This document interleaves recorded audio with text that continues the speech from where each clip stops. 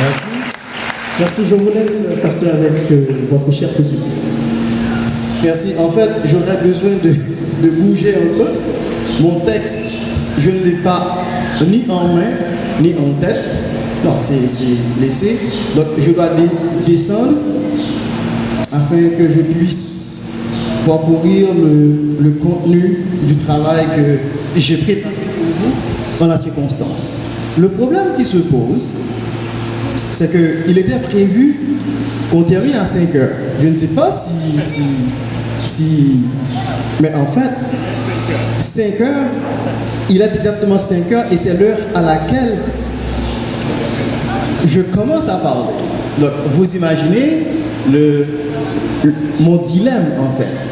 Combien de temps vais-je passer avec vous? Parce qu'une fois terminé, nous devons rentrer. Je ne suis pas seul. Je me suis fait accompagner de 2 étudiants du séminaire, fraîchement gradués, fraîchement licenciés. Et ils font partie de la cohorte à laquelle appartenait Emmanuel lui seul. C'est Ronald Alexis, donc, qui est un nouveau gradué du séminaire. Il est enseignant également. Puis Dor Lecomte, qui est journaliste sportif à la radio Megastar. Et il est également reporter pour Caraïbes Inter, qui est une radio internationale située à la Guadeloupe.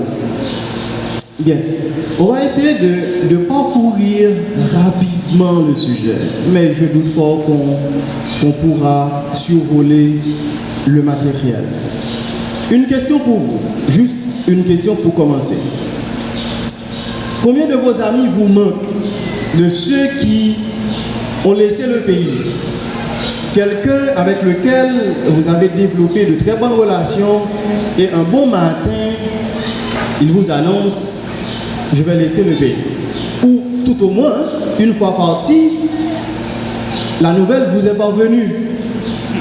Un tel ou une telle a laissé le pays. Combien d'entre vous? Est-ce que quelqu'un connaît un ami qui a dû partir? Bon, on est nombreux. On est nombreux. Je connais pas mal d'amis moi-même. Je connais des collègues. Et l'une des surprises que j'ai eues, c'était au début de l'année, un collègue pasteur que je savais qui était très pris dans le ministère m'avait annoncé qu'il allait laisser le pays en direction de Chili. Je lui ai dit: mais qu'allez-vous faire? Il m'a dit: bon, j'ai déjà un contact bien établi, on m'a déjà laissé du travail dans l'enseignement, donc je vais m'installer là-bas. Je lui ai dit, je lui ai conseillé de prendre le temps de réfléchir là-dessus avant de s'engager sur une telle voie. Parce qu'en fait, celui qui marche avec Dieu ne peut oser prendre une direction contraire à la volonté de son maître. Puisque c'est Dieu qui vous a appelé, Dieu a déjà tracé votre voie. Et vous devez pouvoir suivre la voie établie par le Seigneur. Donc c'est important. Mais heureusement, il est resté au pays jusqu'à date. Est-ce qu'il a changé d'idée? Je ne sais pas. Mais il est encore dans le pays et il travaille dans l'œuvre de Dieu.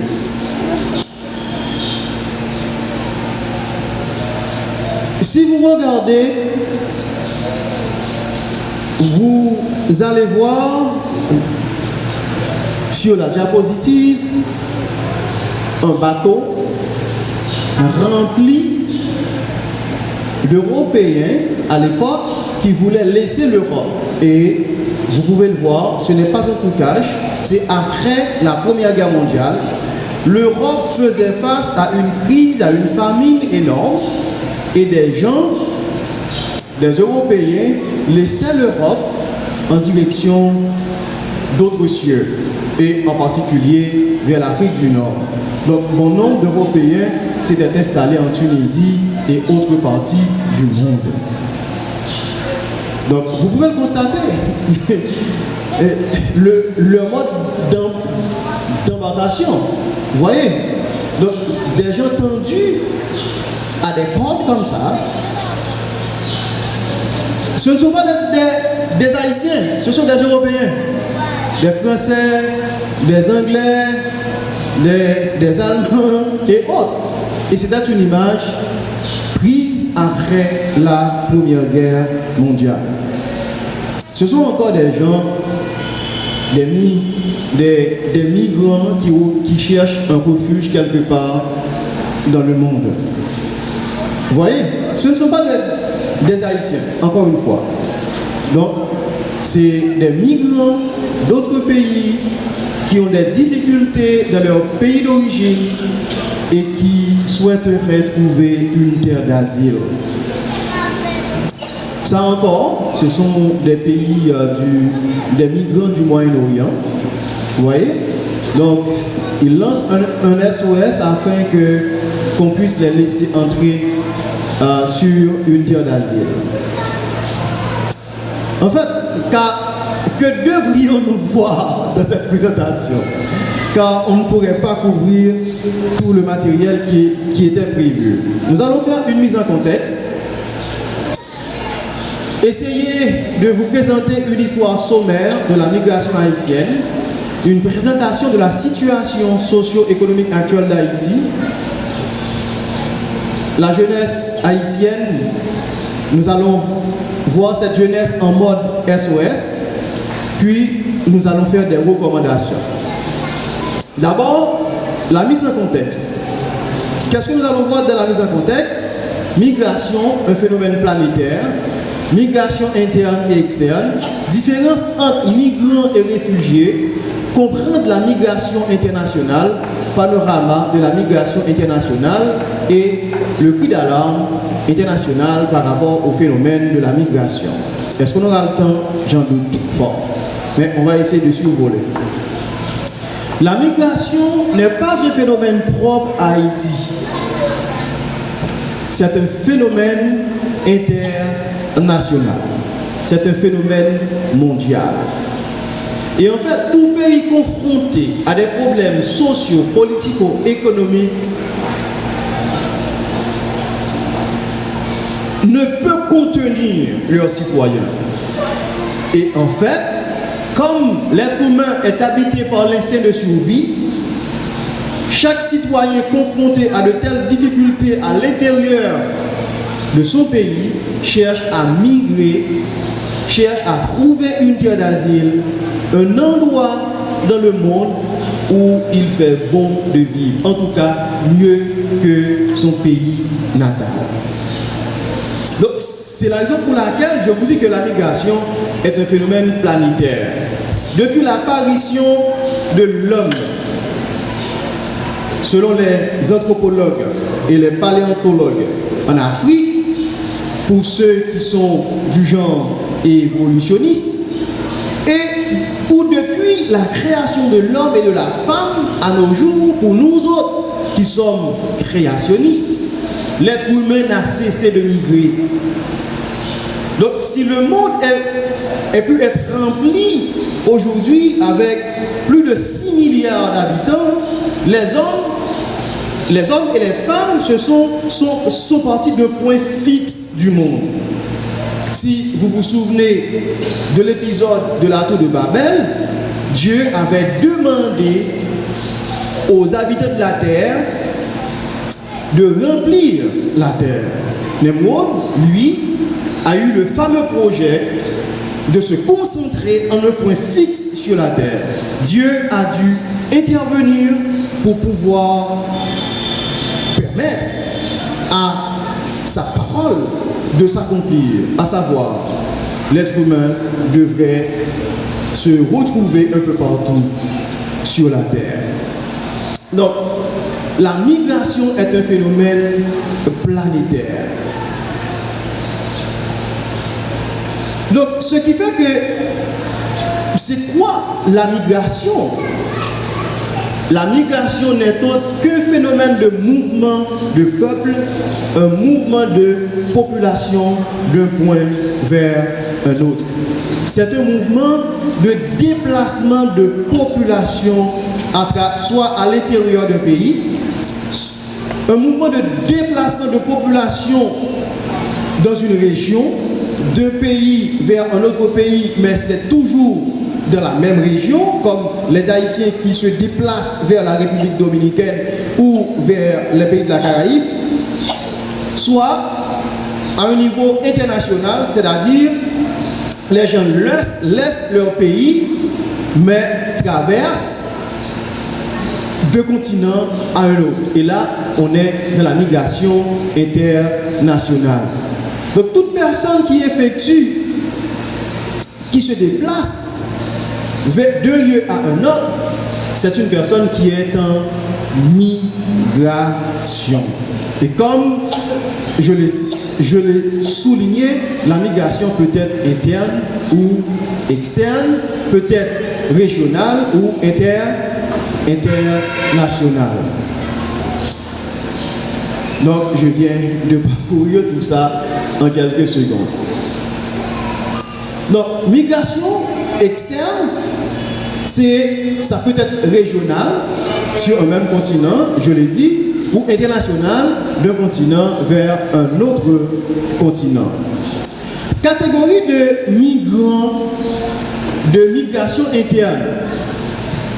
Donc en fait, on ne va pas s'attarder trop là-dessus. Catégorie de migrants externes. C'est personne laissant son pays d'origine pour l'une des raisons suivantes. Quelqu'un peut laisser son pays, soit pour des raisons politiques, dans ce cas-là, la cause pourrait être la guerre, ou un pays en situation de dictature, où le régime est dictatorial.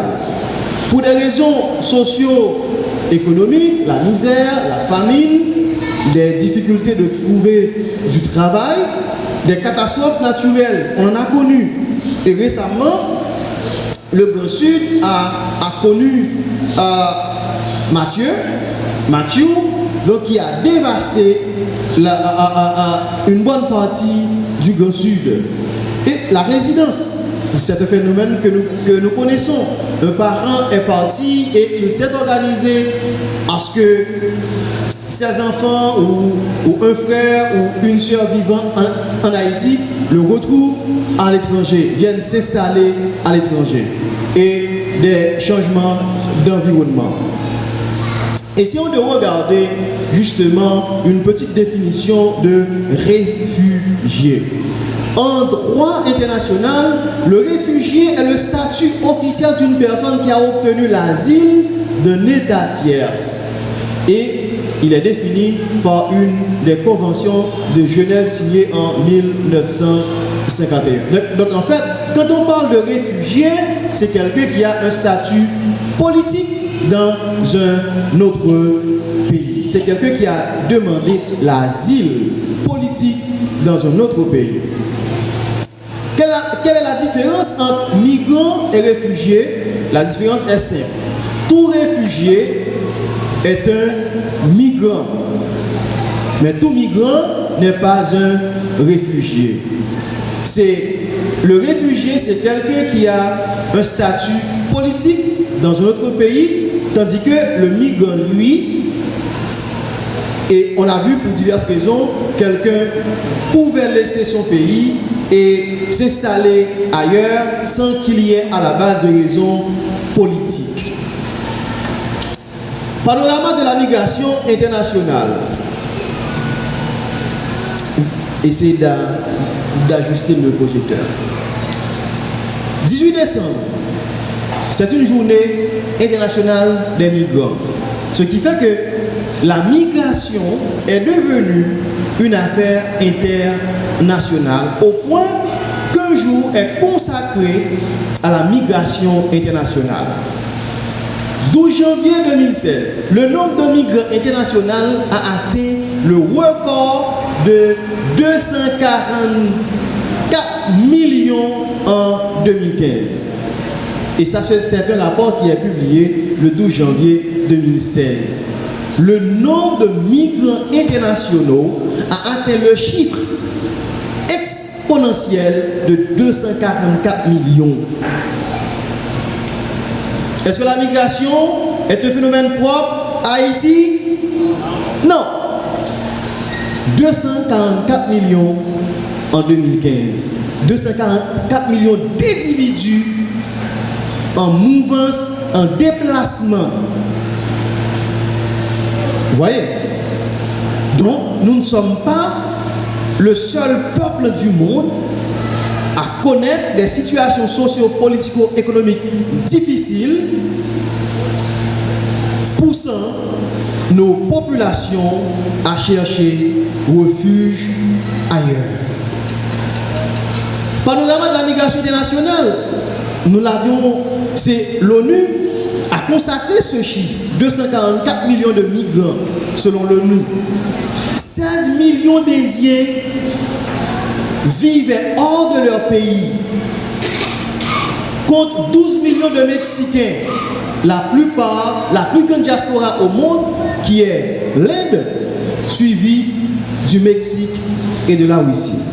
Donc l'Inde, c'est le pays produisant le plus grand nombre de migrants au monde, avec 16 millions, contre 12 millions pour le Mexique, et suivi de près avec la Russie. Donc la migration, encore une fois, n'est pas un phénomène haïtien. Sur les 20 pays contenant le plus grand nombre de migrants internationaux, 11 pays se situent en Asie, 6 en Europe, 1 en Afrique, 1 en Amérique latine et Caraïbes et 1 en Amérique du Nord. Je vous parle en chiffres parce que cela nous permet de comprendre la situation, le mouvement de déplacement des peuples à l'échelle internationale. Car si vous ne comprenez pas ce phénomène à l'international, ce serait difficile de le situer sur le plan national. Pays contenant une importante diaspora à l'étranger, nous l'avons vu, c'est l'Inde avec 16 millions, Mexique avec 12 millions, la Russie, la Chine, le Bangladesh, le Pakistan et l'Ukraine. Ce sont les pays exportants, pourrait dire, le plus grand nombre de migrants à travers le monde. Pays accueillant le plus grand nombre de migrants, les États-Unis, qui accueillent 19% de tous les migrants du monde, suivi de l'Allemagne, la Russie, l'Arabie Saoudite, le Royaume-Uni, les Émirats Arabes Unis et puis la France. Ce sont les pays d'accueil, les pays de prédilection pour les migrants de peu partout à travers le monde. Le cri d'alarme. Ce phénomène est devenu si intense qu'en novembre 2015, l'ancien secrétaire général des Nations Unies, à savoir Ban Ki-moon, a annoncé une feuille de route pour faire face aux problèmes de migrants et de réfugiés. Et ils ont prévu une assemblée générale qui devrait se tenir en septembre 2016 pour statuer sur ce phénomène et voir comment les Nations Unies pourraient aborder ce phénomène qui est devenu un problème à travers le monde. Rapidement, nous allons voir le phénomène de la migration à l'échelle nationale. 3 éléments à considérer. D'abord, les flux migratoires des Haïtiens. Nous allons voir la carte mondiale de la migration haïtienne, l'évolution de la population à l'étranger. Georges Anglade, vous savez, c'est peut-être le plus grand géographe haïtien. Il est mort, je crois. Dans un de ses ouvrages, il a présenté 2 grands flux migratoires du peuple haïtien. Le premier, pour lui, c'est en 1915 et 1937, ce qui correspond à la période de l'occupation américaine. Il y avait une grande vague d'Haïtiens allant vers Cuba, il y avait à l'époque, Cuba cultivait encore de la canne pour l'industrie sucrière et il y avait un contrat entre l'État haïtien et Cuba. Et vous savez que les usines qui étaient à Cuba à l'époque, c'était en grande partie des usines américaines. Et c'est également à cette période que l'État haïtien avait signé un contrat important avec la République dominicaine facilitant les coupeurs de canne haïtiens à s'installer en République dominicaine, à travailler dans des champs, de vastes champs sucriers en République dominicaine. Et Georges Anglade a parlé de cette grande vague de migration de 1915 à 1934. Il a parlé également d'une deuxième vague importante, c'est de 1965 à 1985, mais cette vague correspond à quelle période? C'est la période dictatoriale du Vallier-Rienne. Donc, c'est cette période de Duvalier où un grand nombre d'Haïtiens, en particulier des politiques, des intellectuels, des artistes, des opposants politiques, ils ont fui le pays en direction du Canada, de l'Afrique et des États-Unis, et un bon nombre se sont installés également en France. Troisième flux migratoire, je l'ai baptisé, c'est juste après la transition démocratique 1986, et ce flux est dû à l'instabilité chronique. Il n'y a jamais eu d'instabilité politique en Haïti depuis 1986. On est passé d'une phase d'instabilité à une autre. Et récemment, nous avions tous vécu la situation que vous connaissez avec 2 élections présidentielles et sénatoriales. Le 4e flux, c'est 12 janvier 2010. J'ai ajouté ces 2 flux moi-même en tenant compte de ma propre compréhension de l'évolution du phénomène, bien que je ne sois pas un spécialiste en migration. C'est après le tremblement de terre du 12 janvier 2010, certains pays du monde nous ont ouvert leurs frontières. Et ça a favorisé une grande vague d'Haïtiens.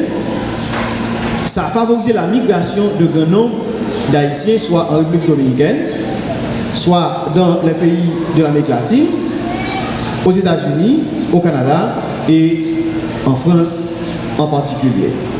En Afrique également. Donc, c'est vrai, parce que le Sénégal avait un protocole. Des étudiants haïtiens se sont rendus au Sénégal et dans d'autres pays de l'Afrique pour faire des études. Ils ont bénéficié des bourses d'études de certains gouvernements africains. L'haïtien se trouve partout dans le monde. Le nombre d'Haïtiens, le nombre de migrants haïtiens aujourd'hui, pour certains, est estimé entre 1,2 et 1,8 million. Et parfois, on avance le chiffre de 3, entre 3 et 4 millions d'Haïtiens en situation de migration à travers le monde. Donc, vous voyez, nous sommes une population d'environ 10 millions à l'intérieur, avec 4 millions à l'extérieur. Nous sommes une population avec une grande densité démographique. Quels sont les grands pôles migratoires d'Haïti, les pôles d'attraction, les pays vers lesquels se rendent plus facilement les Haïtiens? Vous le savez, L'Amérique avec en tête les États-Unis, ensuite le Canada, la République dominicaine et l'Amérique latine. Quand nous parlons de l'Amérique latine, nous voyons le Chili, le Brésil, l'Argentine, la Colombie, le Paraguay, l'Équateur, ok? Donc le Mexique. Et la semaine dernière, le gouvernement mexicain a dû nous faciliter, a dû donner une résidence temporaire à des Haïtiens pour une durée d'1 an. Donc ils étaient bloqués sur la frontière de Tijuana. Donc, et ils sont maintenant en situation régulière temporaire. Donc après 1 an, on ne sait pas ce qui va se passer. Et vous connaissez la situation pour nos compatriotes vivant aux États-Unis, où ils sont très nombreux, donc un peu plus de 2 millions aux États-Unis, et avec le renouvellement de leur statut temporaire qui est mis en passe. Donc, on s'inquiète. On s'inquiète. Non seulement les Haïtiens vivant aux États-Unis s'inquiètent, ceux qui sont dans de telles situations s'inquiètent davantage, mais nous autres, nous avons, chacun de nous a un parent qui se retrouve dans une telle situation. L'Europe, avec la France et les territoires d'outre-mer, l'Asie, l'Afrique, le Moyen-Orient. Et j'ai consulté une documentation de Gabriel Biden, lui qui est un spécialiste en questions migratoires à l'OEA. Et c'est lui il a dit sur 100 migrants haïtiens recensés à travers le monde, 91,1% s'installent dans les Amériques, l'Europe avec 3%, en troisième lieu se retrouve l'Asie, en quatrième lieu l'Afrique et en dernier lieu le Moyen-Orient. Donc nous avons des Haïtiens même en Moyen-Orient. Et ça, c'est une carte que j'ai découverte. Donc ça donne une statistique des Haïtiens, mais cette carte n'est pas suffisamment récente. Et vous voyez les États-Unis ici avec plus de millions de migrants haïtiens. Nous voyons la République dominicaine, le Cuba, le Canada. Mais nous avons une autre carte présentant la situation migratoire d'Haïti jusqu'à 1976. Et les pays sont là, vous voyez. Donc bien que c'est un peu flou, l'idée c'est que les Haïtiens se retrouvent un peu partout à travers le monde. Dès qu'il y a source de vie quelque part, meilleure vie quelque part, on est présent. On est présent. Voyons l'évolution de la population en République dominicaine. En 1983, les Haïtiens étaient au nombre de 27 000. En 1998, nous sommes passés à 100 000. De 2004, selon une étude réalisée par Bridget Wooding et Richard, deux chercheurs britanniques, ils sont passés à 380 000. De 2010 à nos jours, près d'1 million Haïtiens. J'espère que leur statistique est bien bonne en République dominicaine. Ouais. Et si on veut voir pourquoi tant de gens laissent-ils le pays. Mais gardez toujours en tête que le phénomène migratoire n'est pas un phénomène haïtien. C'est un phénomène international. Au point où il y a combien de migrants internationaux à travers le monde? 244 millions. Donc ce n'est pas un phénomène haïtien. Quelle est donc la situation qui a pu provoquer, accélérer le mouvement migratoire de nos compatriotes? Nous allons faire parler les chiffres un peu et voir le constat qu'on a pu faire. Les chiffres nous parlent. En 2016, Haïti fait la queue en Amérique latine et la Caraïbe.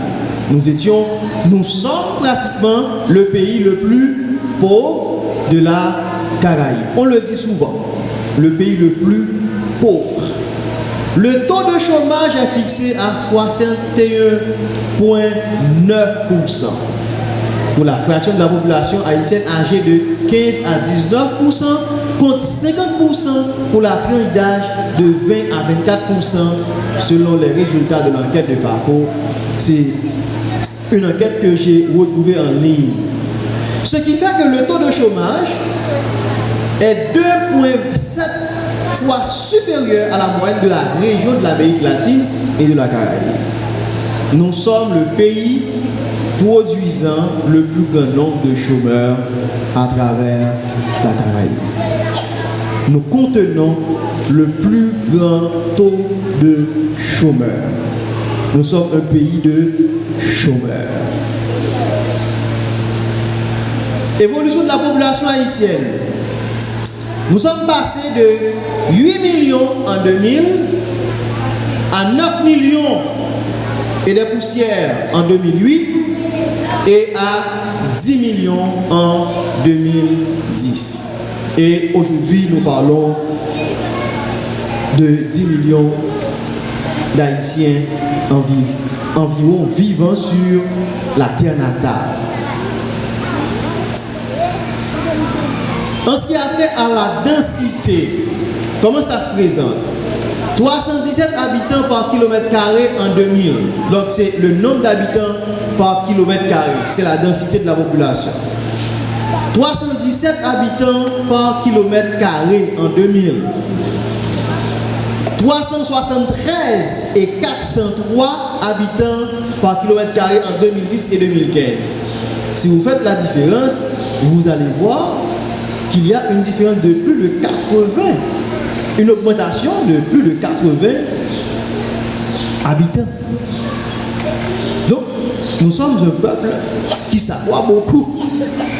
Donc, nous mettons au monde beaucoup d'enfants. En fait, nous mettons au monde beaucoup d'enfants.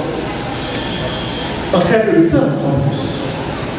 Donc, l'accroissement moyen pour la période 2000-2015 s'évalue en milieu urbain, c'est-à-dire les villes, à 154 735 enfants l'an.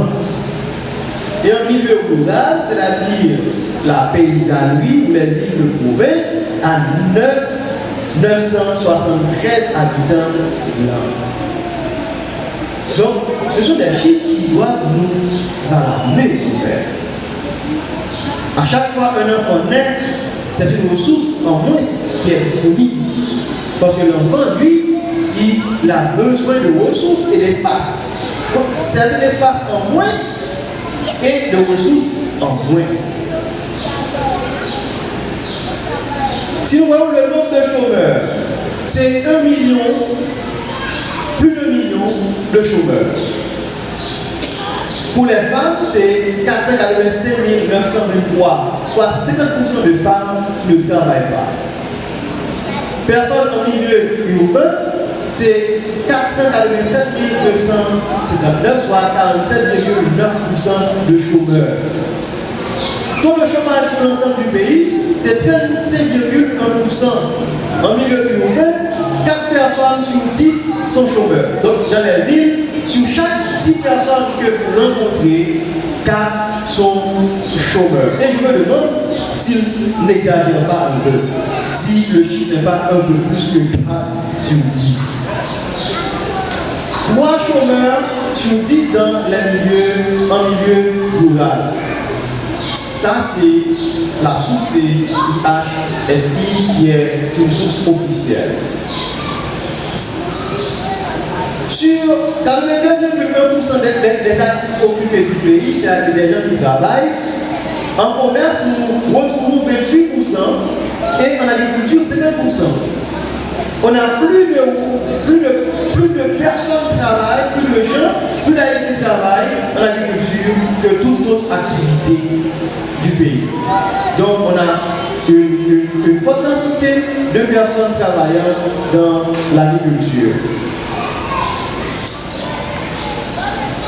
Chaque année, 160 000 jeunes sont disponibles pour intégrer le marché du travail, tandis que l'économie haïtienne stagne. L'économie reste plutôt stable et la tendance est à la baisse, tandis que nous cessons de produire des citoyens voulant entrer sur le marché du travail. Donc plus de 60 ou 65% de la population haïtienne est jeune, avec un âge de 25,1 ans. C'est une moyenne. Donc l'âge moyen du jeune haïtien, nous sommes une population très jeune. Donc 65% de la population a un âge de 25 ans. Nous sommes une population très jeune. Regardez l'ambiance, regardez l'environnement, regardez les jeunes qui sont là. Nous sommes une population très jeune. Et quand les étrangers viennent en Haïti, ils constatent cette force de jeunesse qui est disponible, cette force de travail qui est disponible et qui malheureusement ne peut pas être exploitée. Constat alarmant, c'est que l'Université d'État d'Haïti a une capacité de 3000 places par an. Ça, vous le savez déjà, pour ceux qui fréquentent l'université ou qui l'ont déjà fréquenté. 15 000 bacheliers qui sortent chaque année de nos écoles. Mais, que vont-ils faire? L'école haïtienne n'est pas un facteur pertinent de mobilité sociale dans le pays. Qu'est-ce que nous entendons par mobilité sociale? C'est le fait de pouvoir passer d'un statut à un autre. C'est le fait de pouvoir, les études devraient être un moyen d'améliorer sa qualité de vie, sa qualité d'existence. Mais tel n'est pas le cas. Ce n'est pas évident dans le pays. Une fois qu'on ait passé toutes les étapes, l'école classique ou le niveau universitaire, après avoir terminé un cycle d'études universitaires ou après avoir décroché un diplôme professionnel, que les portes du travail vous sont ouvertes. Ce n'est pas évident. Constat, 40 000 étudiants haïtiens en République dominicaine, selon l'Observatoire binational sur la migration, l'éducation, l'environnement et le commerce, au MEC. Donc c'est 40 000 étudiants en République dominicaine et ça coûte combien au pays? Ça coûte 220 millions de dollars américains en transfert pour financer la scolarité des étudiants en République dominicaine. J'ai des amis là-bas qui étudient. Et ça coûte une fortune. Mais la raison, c'est que nous n'avons pas suffisamment d'universités en Haïti capables d'accueillir le flux de bacheliers voulant entrer à l'université. C'est un manque dans le pays et les universités qui sont là, beaucoup d'entre elles ne sont pas assez qualifiées. Donc on a des doutes sur les compétences qu'ils mettent sur le marché du travail. Une partie de la jeunesse est dans la rue, ça vous le savez déjà, avec des bouteilles de Barcelone, avec de baccarat. Ouais, donc une partie de la jeunesse est là comme joueur de domino ou de cartes, tout ça. Mais ils disaient de s'occuper à la longueur de la journée, mais la vérité c'est qu'ils ne font rien. Donc, s'investissent dans la vente des métaux, dans le recyclage des métaux. Et donc, c'est encore du recyclage des carcasses d'ordinateurs. C'est une forme de recyclage. Et certains d'entre eux, c'est comme ils coupent les câbles électriques et ils essaient d'aller les vendre le cuivre qui contient dans les câbles électriques. Donc c'est quand même un peu du banditisme. Et le phénomène de motard en Haïti, avec les motocyclettes. C'est la force de la jeunesse est là, c'est comme conducteur de motocyclette. En fait, ne soyez pas choqués. Ce n'est pas une profession capable de garantir la vie de jeunes. Cela devrait être un emploi temporaire pour financer les études. Ça ne devrait pas être un emploi permanent sur lequel le jeune doit bâtir sa vie. Est-ce que vous comprenez? Êtes-vous avec moi? Hello? Ok. Donc, être conducteur de moto ne devrait pas être pour un jeune un emploi permanent. Ça devrait être un emploi de transit. Vous facilitant de financer une étude, vous permettant d'avoir un meilleur boulot à l'avenir. Vous ne pouvez pas vous ne pouvez être conducteur de moto toute votre vie et aspirer à un meilleur lendemain. Je vous dis la vérité, n'est-ce pas? Les frustrés du système éducatif haïtien végètent, tout simplement. Donc ils sont là et on les voit à la longueur de la journée. La couverture scolaire est insuffisante. Il n'y a pas d'assez d'écoles en Haïti. Et ça, vous le savez. Le taux d'analphabétisme est assez élevé, un peu plus de 40%. Et la formation professionnelle est déficiente. Il n'y a pas d'école professionnelle qualifiée dans le pays. Donc, vous voyez, la situation socio-économique est des plus alarmantes. À quoi devrions-nous attendre alors? Maintenant, nous allons voir la jeunesse haïtienne en mode SOS. Le SOS, c'est un cri d'alarme, de désespoir, c'est un cri de détresse. Nous sommes une jeunesse en mode SOS, une jeunesse en mode de cri d'alarme, une jeunesse qui se cherche, une jeunesse qui se perd un peu.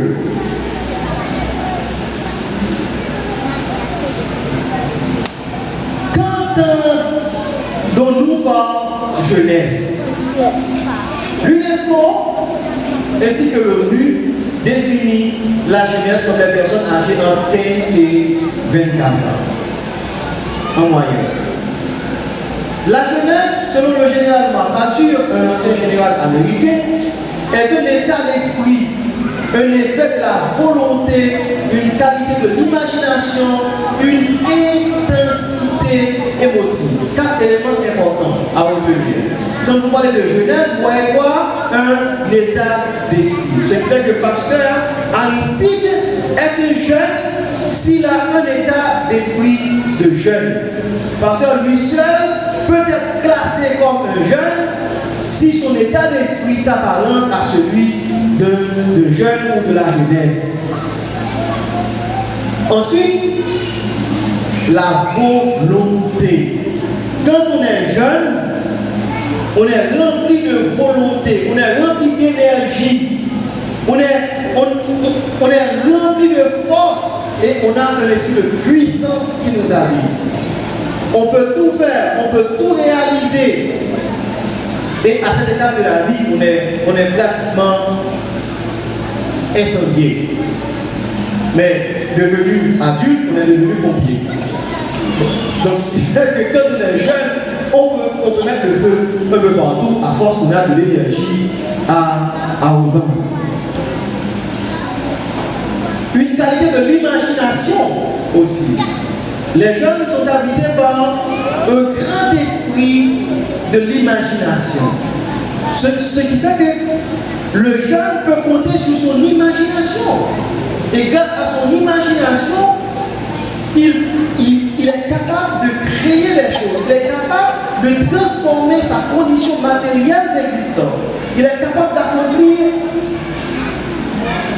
des miracles, en fait. Il est capable d'accomplir des exploits grâce à son imagination. Et une intensité émotive, c'est l'émotion qui caractérise la jeunesse en particulier. Professeur Jacques Chéry, qui est un professeur du STEP et qui est président de la perspective réformée en Haïti, il dit la jeunesse, un concept représentant aussi la gaieté. Vous voyez pourquoi les jeunes sont si gais. La joie, la vivacité, la liberté, l'entrepreneuriat. On n'est pas trop initié à l'esprit entrepreneurial en Haïti. Mais la jeunesse, ok, c'est un concept représentant aussi l'entrepreneuriat, l'aventure, la force, le dynamisme, l'innovation, la capacité de venir avec des idées qui n'existent pas encore, de venir avec de nouvelles idées, de nouvelles pensées, de nouvelles approches. Vous comprenez les problèmes auxquels les pasteurs font face à l'église. C'est parce que les jeunes sont habités par un esprit d'innovation. Tout ce qui traîne, tout ce qui devient traditionnel n'intéresse pas trop la jeunesse. Donc la jeunesse a besoin tout le temps de bouger, okay, de changer un peu les choses. J'ai été président de la jeunesse pendant plus de 10 ans et j'ai été également pasteur de la jeunesse à Montréal pendant 2 ans. Je sais de quoi je parle. Cette phase de complexe est souvent mal comprise dans le développement d'une personne. Donc la jeunesse est souvent mal comprise. Moi, je définis la jeunesse haïtienne comme une catégorie sociale partageant des caractéristiques et des aspirations communes. Donc une catégorie sociale, l'enfance est une catégorie, la jeunesse est également une catégorie. Et les jeunes de cette catégorie partagent des caractéristiques et des aspirations communes. Ils ont les mêmes rêves. Ils sont habités par les mêmes rêves. Et ayant vécu des expériences historiques, socio-politico-économiques communes. Donc j'ai formé un mot complet avec ces 4 mots différents. Donc ils ont vécu des expériences similaires au cours de leur vie, au cours de leur existence. Donc un jeune reste un jeune dans n'importe quel pays du monde, avec des variantes, mais un jeune reste un jeune. Qu'est-ce qui caractérise la jeunesse haïtienne d'aujourd'hui? La précarité. Tout est précaire pour lui. Est-ce qu'il va terminer l'année scolaire? Il ne sait pas. D'ailleurs, demain, les syndicats annoncent une grève dans les écoles publiques. Tout est précaire. Chômage. Le taux de chômage, vous l'avez vu, c'est à plus de 60%. L'échec scolaire, en 2016, le taux de réussite était autour de 27%. Donc, la jeunesse est caractérisée par l'échec scolaire. Le désespoir qui pousse les jeunes à s'embarquer sur n'importe quoi, dans n'importe quelle condition, en direction d'autres cieux. Ils ne veulent plus rester dans le pays parce qu'ils ne peuvent plus rêver dans ce pays. Quand on n'est plus capable de rêver dans un espace donné, le mieux pour eux c'est de laisser l'espace en toute vitesse en plus. Et l'esprit d'évasion. Vous voyez? Laisser le plus vite le pays. Quels sont les problèmes fondamentaux de la jeunesse? Les problèmes d'éducation, nous l'avions vu. Il n'y a pas de suffisamment d'écoles, des grèves presque tout le temps. Donc, des problèmes et l'enseignement de qualité, des défauts à certaines écoles, problème d'emploi, très peu d'emploi est disponible. Pour problème de carrière, c'est difficile de faire carrière parce que la politique bouleverse tout. Vous commencez un emploi quelque part, le fait que c'est une institution étatique, une fois on change de gouvernement, vous perdez votre emploi automatiquement parce que le prochain DG, directeur général, arrivé au travail, il est animé par le désir de vous remplacer parce qu'il a des amis, ceux qui ont supporté les nouveaux élus voulant trouver du travail, eh bien, c'est votre place qui est menacée. Donc, il y a une crise de carrière. L'insécurité généralisée dans le pays avec des hommes armés qui font la loi dans le pays, tout ça, et des problèmes de loisirs. Peu d'espace de loisirs, je dis peu, mais il n'y a pas d'espace de loisirs disponible. Les places publiques sont quasi inexistantes dans le pays. Des espaces de loisirs sont inexistants. Des opportunités également. Haïti n'offre pas beaucoup d'opportunités aux jeunes, des opportunités de travail, des opportunités d'emploi, des opportunités scolaires, d'études, très peu, des opportunités de formation professionnelle. Et j'ai parlé de cela un peu plus tôt avec l'absence de droit au rêve. Le jeune doit avoir le droit au rêve. Le jeune doit pouvoir rêver. Le jeune doit rêver. C'est normal. Ce qui fait que l'expression migrer pour le jeune haïtien est synonyme de partir à la recherche de bonnes conditions de vie. Qu'est-ce que le jeune entend par bonnes conditions de vie? C'est avant tout bonne éducation. Le jeune qui est formé à l'extérieur, il est sûr de recevoir une bonne éducation, de solide éducation, lui permettant d'être une ressource rare. Et quand une ressource est rare, cette ressource est génératrice de revenus. Donc il peut facilement intégrer le marché du travail et avoir un bon salaire. Donc c'est une bonne éducation. Un bon logement. Un bon logement. Le jeune veut aspirer à habiter dans un logement décent. Habiter dans un logement décent. Un bon emploi, des loisirs, la santé. Vous savez que les hôpitaux nous manquent en Haïti. La dernière image qu'on a retenue de l'ex-président, quel président? Préval, qui est mort. Il était sur une civière. Où ça? Dans un hôpital d'Arche. Dans une civière par terre. Oui, c'est la dernière image retenue de notre président, du feu président Préval.